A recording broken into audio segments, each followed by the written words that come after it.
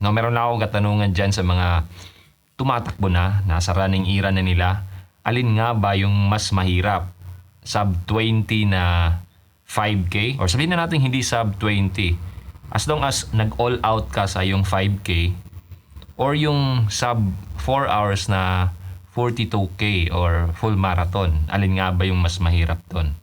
Ako personally, hindi pa ako nakaranas ng 42K. Wala pa akong experience dyan and I don't plan sumali sa isang 42K this year. Hindi ko minamadali yung running era ko kasi yun nga, nasabi ko na dati-rati pa na I am planning na itong running era ko hindi lang ngayon, hindi lang sa susunod na taon, hindi lang sa susunod na taon pa.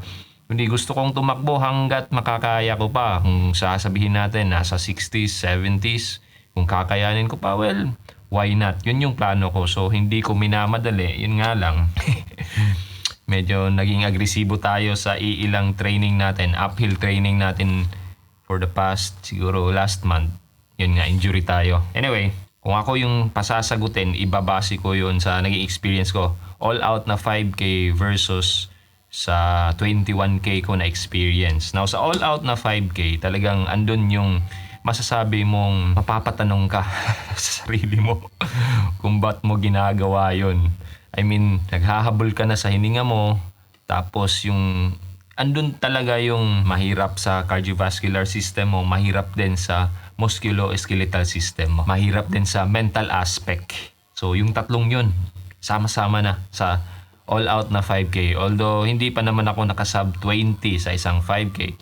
Pinakamabilis ko lang is around 23 minutes. Nag-improve naman ako. I think lang Kasi last na pinakamabilis na 5K ko, yung 23 minutes ko something is back in November pa. Yun yung pinakahuling 5K ko. Yung noong March? March yata. Oh yeah, tama, March. Noong March, sumali naman ako sa isang 6K uphill yun. Pero seconds lang yung difference ng 5K ko noong November sa 6K ko na uphill.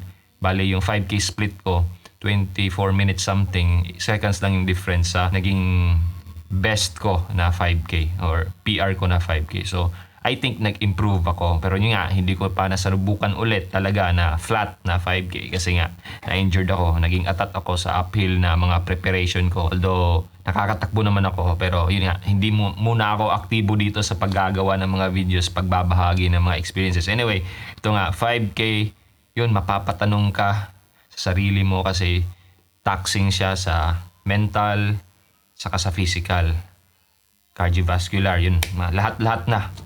Yung 21K ko naman, halfway ako napatanong sa sarili kung bakit ko ba ginagawa to. And so far, yun pa lang yung 21K na salihan ko. Hindi ako pala sali.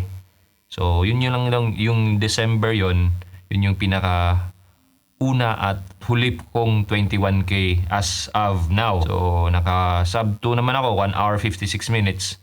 Pero, yung 21K na yon, although mahaba siya, mahabang takbuhan, hindi ganun, para sa akin hindi siya ganun ka-overwhelming. Yun yung term. Hindi siya ganun ka-overwhelming para sa akin. Although, yun nga, halfway na medyo naramdaman ko yung pagod na, mapapatanong ka rin sa sarili mo. Pero, yung in terms of physical aspect, kayang-kaya ko pa naman. Hindi yung tipong parang mahihimatay ka. Iba yun kasi sa 5K. Parang, andun yung pag all out ka sa 5K, parang, yun, parang mahihimatay ka, masusuka ka. Although, hindi ko naman naranasan na masusuka.